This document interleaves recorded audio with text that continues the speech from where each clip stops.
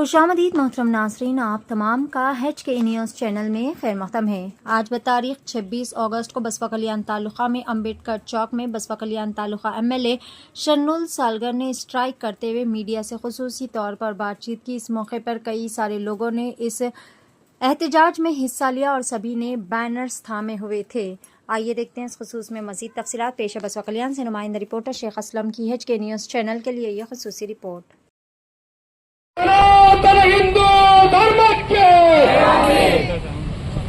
ಬಸವ ಕಲ್ಯಾಣದ ಜನಪ್ರಿಯ ಶಾಸಕರು ಹಾಗೂ ಇಲ್ಲಿನ ಹಿಂದೂ ಹುಲಿ ಎಂದೇ ಖ್ಯಾತರಾಗಿರ್ತಕ್ಕಂಥ ಸನ್ಮಾನ್ಯ ಶ್ರೀ ಶರಣು ಸಲ್ಗರ್ ಅಣ್ಣನವರ ಬೀದರ್ನಿಂದ ಆಗಮಿಸಿರ್ತಕ್ಕಂಥ ಜಿಲ್ಲಾ ಉಪಾಧ್ಯಕ್ಷರಾಗಿರ್ತಕ್ಕಂಥ ವಿಜು ಪಾಟೀಲ್ ಗಾದ್ಗಿ ಅಣ್ಣನವರನ್ನು ಒಳಗೊಂಡು ಭಾರತೀಯ ಜನತಾ ಪಕ್ಷದ ಎಲ್ಲ ಹಿರಿಯರೇ, ಅಣ್ಣ ತಮ್ಮಂದಿರೇ, ಅಕ್ಕ ತಂಗಿಯಂದಿರೇ, ಇವತ್ತು ಬಸವ ಕಲ್ಯಾಣದ ಬಸವಣ್ಣನವರ ಈ ಪವಿತ್ರವಾದಂತಹ ಪುಣ್ಯ ಭೂಮಿಯಲ್ಲಿ ಈ ಒಂದು ಧರ್ಮಕ್ಕಾಗಿ ಧರ್ಮಯುತ ಧರ್ಮಸ್ಥಳ ಪ್ರತಿಭಟನೆಯಲ್ಲಿ ಈ ಕಾರ್ಯಕ್ರಮದಲ್ಲಿ ಭಾಗವಹಿಸಿರುವಂತಹ ಇಬ್ಬರು ಮಂಡಲ ಅಧ್ಯಕ್ಷರೇ ಹಾಗೂ ಜಿಲ್ಲೆಯಲ್ಲಿ ರಾಜ್ಯದಲ್ಲಿ ಯಾವಾಗ ಹಿಂದೂಗಳ ಭಾವನೆಗಳಿಗೆ ಧಕ್ಕೆ ಬರುವಂತಹ ಸಂದರ್ಭದಲ್ಲಿ ಹಿಂದೂಗಳ ಒಂದು ಸಂಸ್ಕೃತಿಗೆ ಅವಮಾನ ಆಗುವಂತಹ ಸಂದರ್ಭದಲ್ಲಿ ಹಗಲು ರಾತ್ರಿ ಎನ್ನದೆ ಎದೆ ತಟ್ಟಿ ಪ್ರತಿಭಟಿಸಿ ಅದನ್ನು ನ್ಯಾಯಸಮ್ಮತವಾದಂತಹ ಹೋರಾಟ ಮಾಡುತ್ತಿರುವಂತಹ ಈ ಭಾಗದ ನೆಚ್ಚಿನ ನಾಯಕರು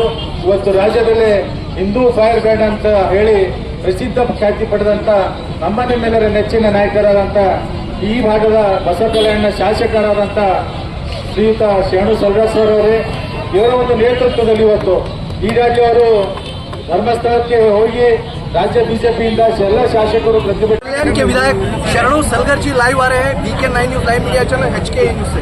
सर, आज जो आपने रैली की है सर, इस संदर्भ में आपकी ओर से क्या मैसेज है? हिंदी में बोलूं, कन्नड़ में? ಧರ್ಮಸ್ಥಳ ಈ ಜಗತ್ತಿನ ಒಂದು ಪವಿತ್ರ ಕ್ಷೇತ್ರ. ಈ ರಾಜ್ಯದ ಅನೇಕ ಕೋಟಿ ಜನರು, ಈ ದೇಶದ ಕೋಟ್ಯಾಂತರ ಜನರು ಧರ್ಮಸ್ಥಳದ ಮಂಜುನಾಥನ ಭಕ್ತರು. ಧರ್ಮಸ್ಥಳದ ಧರ್ಮಾಧಿಕಾರಿಯ ವೀರೇಂದ್ರ ಹೆಗಡೆಯವರ ಭಕ್ತರು ಮತ್ತು ನಾವೆಲ್ಲರೂ ಅನುಕರಣೆ ಮಾಡ್ತಕ್ಕಂಥವ್ರು.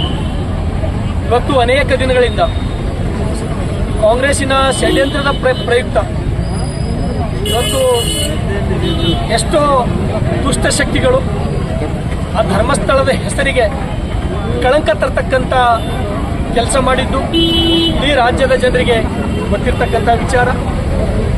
ಕಾಂಗ್ರೆಸ್ಸಿನ ಈ ಷಡ್ಯಂತ್ರದ ಮುಖವಾಡ ಈಗಾಗಲೇ ಬಯಲಾಗಿದೆ. ಅಲ್ಲಿ ಅನೇಕ ದಿನಗಳಿಂದ ಆ ಮಾಸ್ಕ್ ಮ್ಯಾನ್ ಯಾರು ಅಂತಕ್ಕಂಥದ್ದು ಗೌಪ್ಯವಾಗಿ ಉಳಿದಿಲ್ಲ. ಅವನು ಯಾರು ಅಂತಕ್ಕಂಥದ್ದು ಗೊತ್ತಾಗಿದೆ. ನನಗೆ ಯಾರೋ ದುಡ್ಡು ಕೊಟ್ಟರು, ನಾನು ಹೊಟ್ಟೆಪಾಡಿಗಾಗಿ ಈ ಕೆಲಸ ಮಾಡಿದೆ ಅಂತೇಳಿ ಹೇಳಿದಾಗ ಬಹುತೇಕ ಕಾಂಗ್ರೆಸ್ಸಿಗೆ ಇದೊಂದು ಮುಖಭಂಗ. ಹಾಗಾಗಿ ಧರ್ಮಸ್ಥಳ ಅದೊಂದು ಅಂತಿಂತ ಸ್ಥಳ ಅಲ್ಲ, ಅದೊಂದು ಪವಿತ್ರ ಕ್ಷೇತ್ರ. ಅಲ್ಲಿ ಸುಮಾರು ಪ್ರತಿದಿನ 16,000 ಜನ, ಲಕ್ಷಾಂತರ ಜನ ಪ್ರಸಾದ ಮಾಡ್ತಕ್ಕಂಥ ಸ್ಥಳ ಧರ್ಮಸ್ಥಳ. ಲಕ್ಷಾಂತರ ಜನ ವಿದ್ಯಾರ್ಥಿಗಳು ಶಿಕ್ಷಣ ಪಡಿತಕ್ಕಂಥ ಸ್ಥಳ ಅದು ಧರ್ಮಸ್ಥಳ. ಅದೆಷ್ಟೋ ಜನರಿಗೆ, ರೋಗಿಗಳಿಗೆ ಗುಣಮುಖರನ್ನಾಗಿ ಮಾಡ್ತಕ್ಕಂಥ ಸ್ಥಳ ಧರ್ಮಸ್ಥಳ. ಹಾಗಾಗಿ ಬಸವ ಕಲ್ಯಾಣದ ಈ ನೆಲದ ಒಬ್ಬ ಸೇವಕನಾಗಿ, ಶಾಸಕನಾಗಿ ಈಗಾಗಲೇ ನಾನು ಧರ್ಮಸ್ಥಳ ಮಂಜುನಾಥನ ದರ್ಶನವನ್ನು ಪಡೆದಿದ್ದೇನೆ. ಧರ್ಮಸ್ಥಳದ ಧರ್ಮಾಧಿಕಾರಿಗಳಾದಂಥ ವೀರೇಂದ್ರ ಹೆಗಡೆಯವರ ದರ್ಶನವನ್ನು ಪಡೆದು ನಾನು ಕೂಡ ತಮ್ಮ ಬೆಂಬಲಕ್ಕೆ ನಿಲ್ತೇನೆ ಅಂತಕ್ಕಂಥ ಒಂದು ಮನವಿಯನ್ನು ಅವರಿಗಾಗಿ ಈಗಾಗಲೇ ಇಟ್ಟು ಬಂದಿದ್ದೇನೆ.